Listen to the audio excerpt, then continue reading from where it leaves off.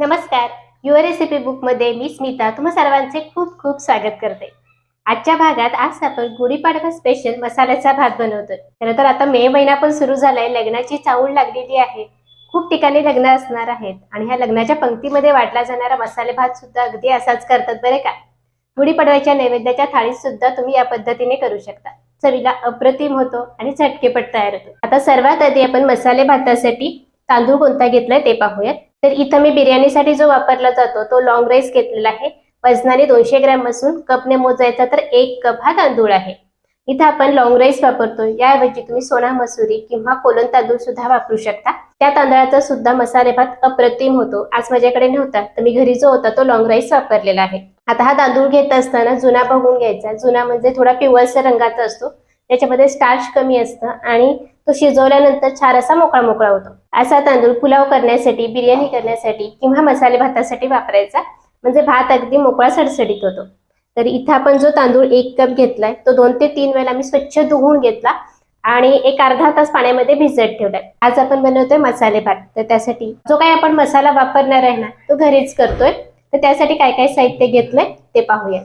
2 tablespoon सुक्या खोबऱ्याचा किस, अर्धा टेबलस्पून धने, अर्धा टीस्पून जिरे, 3 लवंग, त्यानंतर चक्री फुलाची 1 पाकळी घेतली आणि अर्धा इंच दालचिनीचा तुकडा, त्याचे असे 2 छोटे भाग केलेत, 4 काळी मिरी आणि 2 हिरवी मिरची. आता पॅन मध्ये सर्वात आधी घेऊयात धने, सुक्या खोबऱ्याचं किस. गॅस एकदम कमी ठेवत आणि हे खोबरं किंवा धने चांगलं खमंग भाजेपर्यंत परतून घ्यायचं. धने आणि खोबरं थोडेसे भाजून झाले. आता यामध्ये बाकीचे मसाले घालू.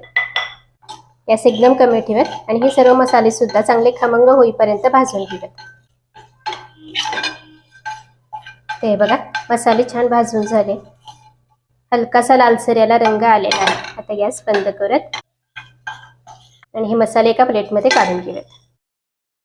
आता मसाला भाजून झाला, याला पूर्णपणे गार करू आणि मिक्सरमध्ये बारीक असं दळून घेऊ.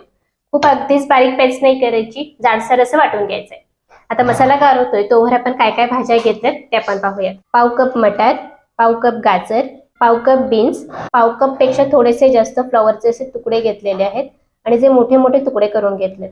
7 ते 8 तोंडी, 2 लहान आकाराचे बटाटे साली सहित आपण असे मोठे चौकोनी तुकडे करून घेतलेत. 2 लहान आकाराची वांगी देठा सहित मी असे मोठे तुकडे करून घेतले त्याचे, आणि काळे पडू नयेत म्हणून आपण इथे पाण्यामध्ये ठेवलेले आहेत. इथे घेताना सर्व भाज्या मी अशा उभ्या पातळ चिरून घेतलेल्या आहेत. तुम्हाला हवं तर तुम्ही अगदी सगळ्या अशा चौकोनी सुद्धा चिरू शकता.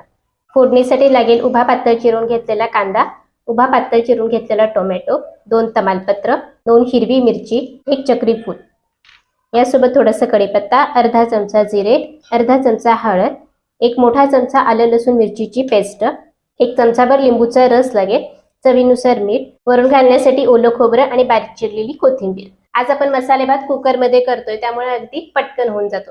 गॅसवर कुकर गरम करत ठेवला, यामध्ये घेऊयात तेल. तेल आपलं गरम झालं की सर्वात आधी घालूयात जिरे, कढीपत्ता, तमालपत्र, चक्री फूल, 2 हिरव्या मिरच्या ज्या मी अशा कट करून घेतल्यात. मसाले थोडेसे परतून घेऊयात. यामध्ये घालायचे उभा पातळ चिरून घेतलेला कांदा. कांदा थोडासा मऊ होईपर्यंत परतून घेऊ. कांदा खूप लालसर नाही करायचा, फक्त हलकासा ट्रान्सपरंट होईपर्यंत परतून घ्यायचा. ते बघा कांदा थोडासा परतून झाला तर यामध्ये घालूयात उभा पातळ चिरून घेतलेला टोमॅटो आणि यासोबत घालायचे आलं लसूण मिरचीची पेस्ट. हे सगळं छान परतून घेऊ. टोमॅटो लवकर शिजावा यासाठी आपण घेतलेल्या मिठाचं थोडंसं मीठ घालतो, म्हणजे टोमॅटो लवकर शिजला जातो. गॅस मध्यम ठेवून टोमॅटो गळेपर्यंत चांगले परतून घेऊ. हे बघा टोमॅटो थोडासा परतून घेतला. आता यामध्ये घालायचे आपल्याला भाज्या. तोंडली, वांगी, बटाटे, गाजर, फ्लॉवरचे तुकडे, मटार आणि बीन्स.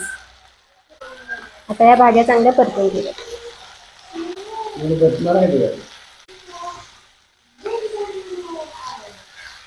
तर आपण भाज्याचं प्रमाण घेत असताना 1 कप आपण तांदूळ घेतला होता, तर त्यासाठी 1 ते 1.25 कप होतील इतक्या भाज्या घेतलेल्या आहेत.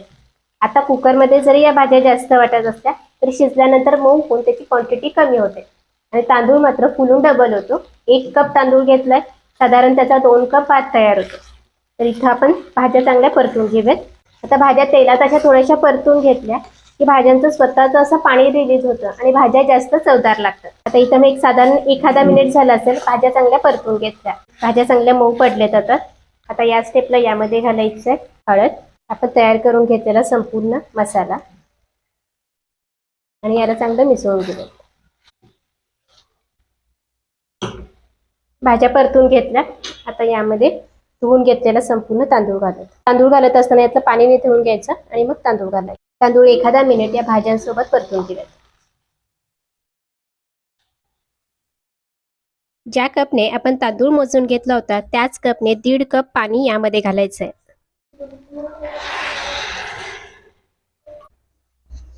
चवीनुसार मीठ घालून घेऊयात आणि 1 चमचाभर लिंबाचा रस पिळायचा आहे. याला एकदा छान मिसळून घेऊयात. सगळं छान एकजीव मिसळून घेतलं. आता याला एकसारखं करूयात आणि याला झाकण लावायचं. झाकण लावून घेतलेलं आहे. गॅस मध्यम ठेवूयात आणि मध्यम आचेवरती याला 2 शिट्ट्या करून घ्यायच्या. 2 शिट्ट्यांमध्ये आपला भात अगदी व्यवस्थित तयार होतो आणि अगदी मोकळा मोकळा तयार होतो. कुकरची वाफ जिरलेली आहे. आता कुकर उघडून बघूयात. मस्त सुगंध दरवळतोय. अप्रतिम असा आपला मसाले भात तयार झालाय. याला एकदा हलवून घेऊयात. आता भात एकदा तळातून खालून वरपर्यंत हलवून घेऊयात.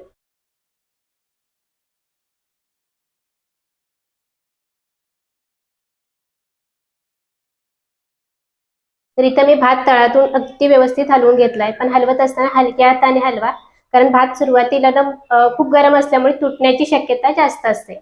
तर एकदा हलक्या हाताने याला खालीवर करून घ्यायचं, कारण शिट्ट्या होत असताना संपूर्ण भाज्या वर आलेल्या असतात आणि तांदूळ खाली जाऊन बसलेला असतो किंवा भाताची शिट्ट खाली बसलेली असतात, त्यामुळे त्याला खालीवर करून घ्यायचंय.